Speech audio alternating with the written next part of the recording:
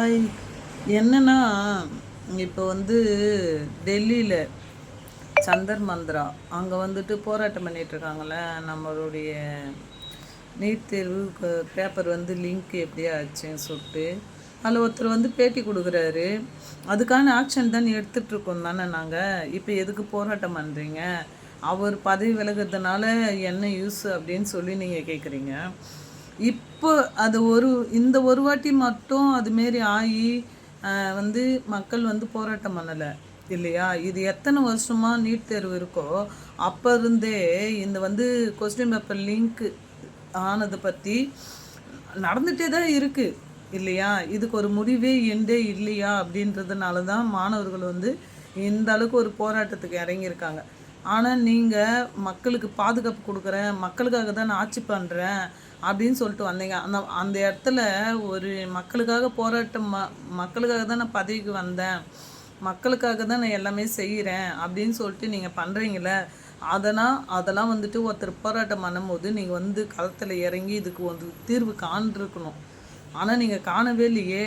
போலீஸையும் army military அவங்களையும் விட்டு அடிக்கிறீங்க. ஆனால் நீங்கள் எங்கள் வீட்டு பிள்ளைங்கள அடிக்கிறீங்களான்னு சொல்லிட்டு ஒருத்தவங்க வந்தாங்க பார்த்தீங்களா, தில்லா இப்போ மேலே கை வைங்க என் பிள்ளைங்க மேலே அப்படின்னு சொல்லிட்டு வந்தாங்க. பட் அவங்களுக்கு ஆட்ஸாப். சரிங்களா?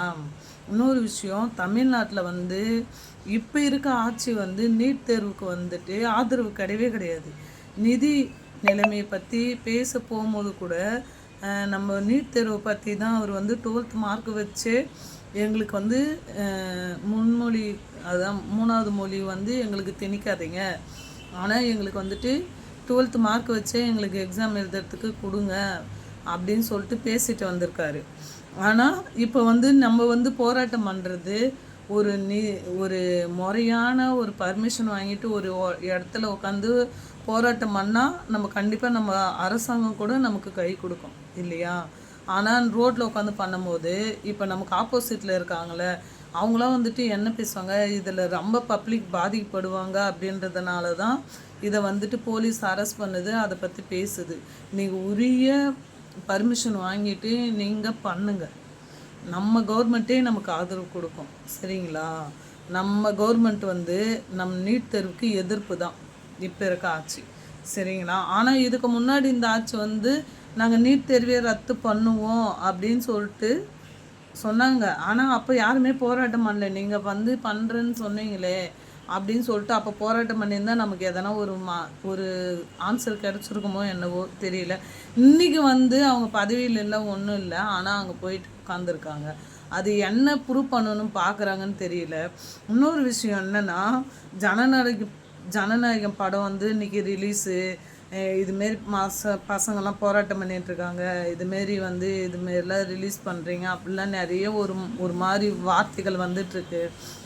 என்னுடைய கொஸ்டின் என்னென்னா, இது விஜய் சம்மந்தப்பட்டது கிடையாது. விஜய் ஒரு கம்மலில் ஒர்க் பண்ணார், நடித்து கொடுத்தாரு, அவர் சம்பளம் வாங்கிட்டாரு, இது விட்டு வெளியே வந்துட்டாங்க. ஆனால் ஹீரோ ஒரு படம் ரிலீஸ் ஆயிடுச்சு அப்படின்னு சொன்னால் அது கொஞ்சம் ஹிட் ஆகிடுச்சுன்னா அவருடைய ரசிகர் பார்ப்பாங்க அப்படின்றது தான். ஆனால் இது படம் ரிலீஸ் பண்ணுறது, ஆடிட்டிங் பண்ணுறது, எடிட்டிங் பண்ணுறது, அந்த ரெக்கார்ட் பண்ணுறது எல்லாமே கம்பெனி தான் பார்க்கும்.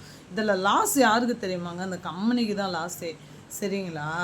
ஆனால் இந்த கம்பெனி தான் இப்போ நடுவில் நமக்கு சென்சார் போர்டு ப்ராப்ளம் ஆனப்போ யார் போனாங்க? ஹீரோ தானே போனார். ஆனால் ஹீரோவுக்கும் இதில் சம்மந்தம் இருக்கும்.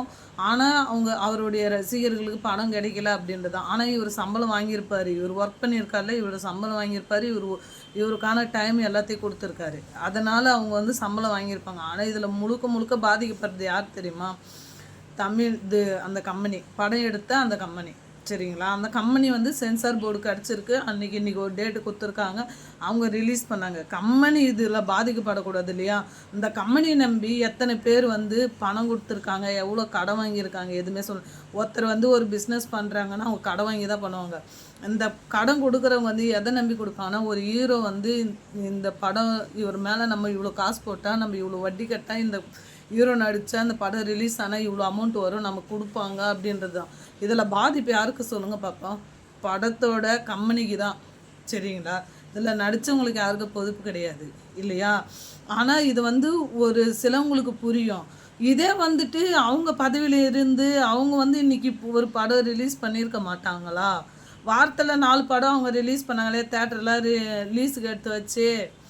சின்ன சின்ன படம் பட்ஜெட் படம்லாம் ₹1,00,00,000 படம் போட்டு எடுத்திருக்காங்கன்னா அவங்க அந்த படத்தை வந்துட்டு 80,00,000க்கும் 90,00,000க்கும் 70,00,000க்கும் கேட்கறது.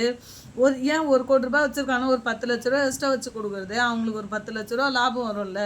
ஆனால் அது பண்ணாமல் நீங்கள் பண்ணது வெளியே தெரியக்கூடாதுன்றதுனால இதெல்லாம் பண்ணுறீங்களா? இதை வந்து பாதிப்பு வந்து யாருக்கு சொல்லுங்கள் பார்ப்போம்? கம்பெனிக்கு தான் இல்லையா?